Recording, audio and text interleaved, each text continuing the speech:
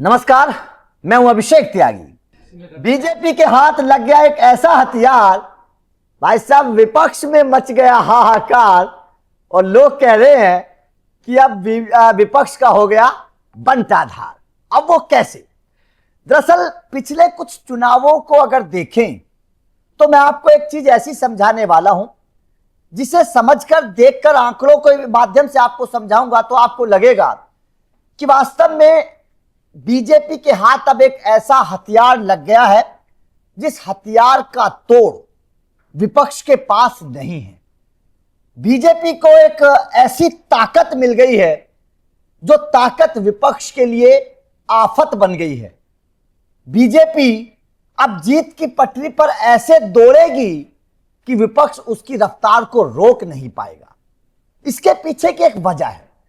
वजह यह है कि विपक्ष ने अभी तक देश की आजादी से जिस तरीके की राजनीति की, जिस तरीके से बात चाहे आप भ्रष्टाचार की करिए, बात चाहे आप अवैध तरीके से लोगों को भारत में आकर बसाने की करिए, जिस तरीके की राजनीति विपक्ष की अभी तक रही, उसका कोई सामने सवाल उठाने वाला नहीं था।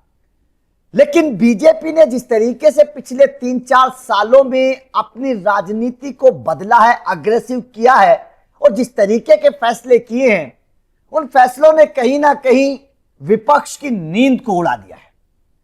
हरियाणा चुनाव देखिए, कांग्रेस अभी भी संभल नहीं पा रही है। राहुल गांधी को अभी भी नींद नहीं आ रही होगी।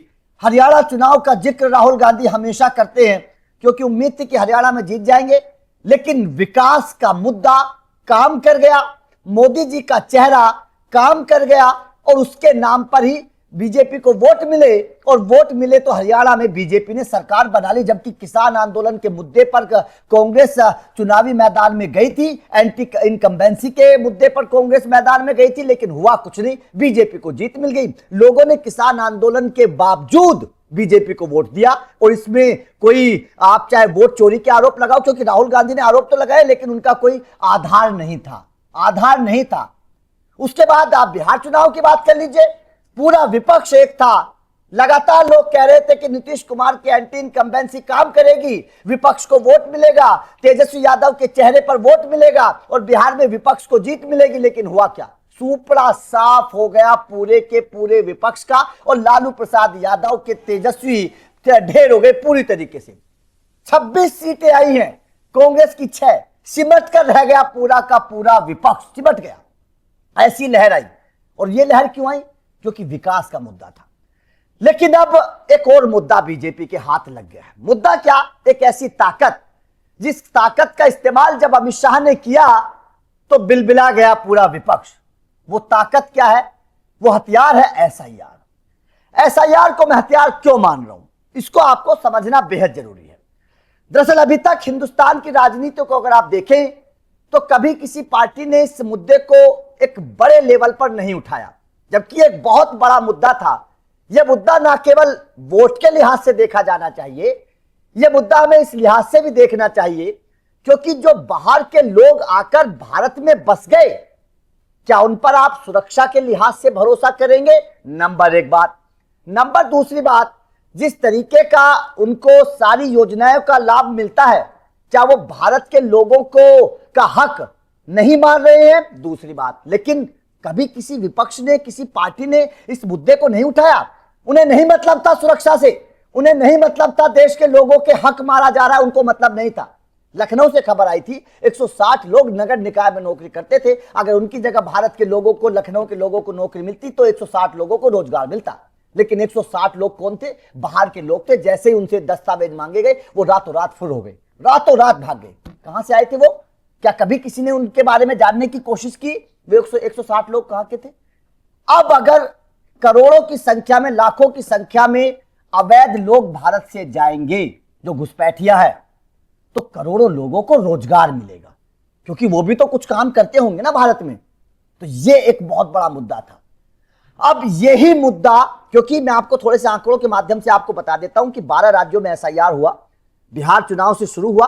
बिहार चुनाव में उसका असर देखने को मिला, किस तरीके से बिहार में जब अवैध लोग चले गए, घुसपैठिया चले गए, जब विपक्ष की वोट कम हुई तो बीजेपी की सीटों की संख्या किस तरीके से बढ़ी आपने देखा। किसी को उम्मीद नहीं थी कि बीजेपी इतनी बड़ी संख्या में वोट हासिल करेगी, लेकिन हुआ तो उसका असर मिला। अब यहां पर थोड़ा समझिएगा, मुख्य जो आंकड़े हैं, बिहार में लगभग 65 से 69 लाख मतदाताओं के नाम हटाए गए। उत्तर प्रदेश में दावा है कि 3 से 4 करोड़ मतदाताओं के नाम कट सकते हैं। पश्चिम बंगाल में 58 लाख से अधिक नाम हटाए गए हैं। केरल में 25 लाख से अधिक मतदाता पते पर नहीं पाए गए। कुल प्रभावित अगर मैं बात करूं तो 12 राज्यों में करीब 51 करोड़ मतदाता हैं जिनका कोई अता पता नहीं है। 51 करोड़ कहां से आ गए भैया? भारत में इतने लोग कहां से आ गए जिनका कुछ अता पता नहीं है कि आखिर ये लोग कैसे बसाए गए हैं, कहां से आए हैं, कौन इनका मालिक है, कैसे इनके आधार कार्ड बन गए, कैसे इनको नौकरियां मिल गई, कैसे इन लोगों को सारी सुविधाएं मुहैया करवाई जा रही है। 51 करोड़ भाई साहब, कई देशों की आबादी नहीं है इतनी जितना भारत में अवैध घुसपैठिया रह रहे हैं। सोचिए, कई देशों की आबादी नहीं है 51 करोड़ जितने भारत में घुसपैठिया रह रहे हैं। और ये सब ऐसे नहीं रह रहे हैं, ये बाबूजी बन के रहते हैं, इनके घर बने हुए हैं, सारी सरकारी सुविधाएं इनको मिलती हैं, इनकी गलियों में नल, पानी, बिजली की सुविधाएं मिलती हैं, पानी बिजली का इस्तेमाल करते हैं। और होता क्या है? होता कुछ नहीं है। सुरक्षा के नाम पर सवाल है, उसके बाद में भारत के लोगों के हक के नाम पर सवाल इन पर खड़े होते हैं, क्योंकि इन लोगों ने तो सारा सिस्टम एक तरीके से अपने अंडर में किया हुआ है ना। तमाम विपक्षी पार्टियां इनको पालती हैं बच्चों की तरह, अपनों को दुश्मन मानती हैं, इन्हें अपना मानती हैं।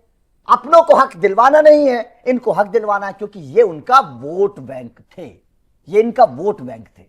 तमाम पार्टियां अब इस एसआईआर के मुद्दे पर समर्थन भी करने लगी हैं, कुछ पार्टियां तो कुछ अब पोल खोलने लगे हैं। बंगाल के तो अधीर रंजन चौधरी कांग्रेस के हैं, कई बार सांसद रह चुके हैं, लेकिन जब ममता बनर्जी के नेता के सामने, याद है ना, यूसुफ पठान के सामने जब हार मिली तो बौखला गए, कहने लगे कि भैया बंगाल में ममता बनर्जी ने एक पूरा घुसपैठियों का पूरा तैयार किया हुआ है। अब आरोप लगा रहे खुद ममता बनर्जी के ऊपर। तो ऐसे सवाल अब खड़े होंगे, सच सामने आएगा। लेकिन सबसे बड़ी ताकत बीजेपी ने दिखाई कि उस सच को दुनिया के सामने लाई, उस सच के बारे में बताया कि यह भी एक मुद्दा है। इस मुद्दे के बारे में कोई चर्चा करता नहीं था, एसआईआर को लेकर कोई आवाज उठाता नहीं था, कोई पार्टी ने कभी आवाज नहीं उठाई, क्योंकि उनको पता है कि सबके वोट बैंक फर्जी हैं। बीजेपी ने आवाज इसलिए उठाई क्योंकि बीजेपी को पता है कि उसका वोट बैंक बाहर का घुसपैठिया नहीं है, उसका वोट बैंक वो हिंदू है, वो हिंदुस्तानी है, जो हिंदुस्तान में पैदा हुआ है, हिंदुस्तान में पला बड़ा है, हिंदुस्तान में उसका हक है। इसीलिए बीजेपी ने यह मुद्दा उठाया, क्योंकि बीजेपी को किसी घुसपैठिया की वोट की जरूरत नहीं है। बीजेपी को वोट की जरूरत है हिंदुस्तान के लोगों की, और वही वोट अब बीजेपी को मिल रहा है। लगातार केंद्र में मोदी सरकार है और अलग अलग राज्यों में भी अब भगवा लहराने लगा है। केरल, लगातार कांग्रेस ये बोलती थी कि सारे राज्यों में आ जाएगी बीजेपी, केरल में पांव नहीं जमा पाएगी। नगर निकाय के चुनाव के नतीजे आए हैं ना, किस तरीके से भगवा लहराया है वहां पे। कांग्रेस की नींद उड़ गई होगी, क्योंकि राहुल गांधी तो जब यूपी में हारे तो अपनी इज्जत बचाने के लिए, साख बचाने के लिए चले गए थे ना केरल। आप कहां जाएंगे, कहां साख बचेगी? ये सवाल इस वक्त पूरे विपक्ष के सामने खड़ा हुआ है। इसलिए मैं बोलता हूं कि बीजेपी को एक ऐसा हथियार मिल गया है कि जिससे विपक्ष में हाहाकार मचा है, और विपक्ष अब पूरी तरीके से धराशाही होने वाला है। तो आपका इस खबर पर क्या कहना है? क्या आपको लगता है वास्तव में एसआईआर होने के बाद कांग्रेस के समेत पूरे विपक्ष की परेशानी खड़ी हो गई, और एक दिन वो भी आएगा इस एसआईआर के बाद जब पूरे हिंदुस्तान पर भगवा लहराएगा? कमेंट करके अपनी राय इस खबर पर जरूर दीजिएगा।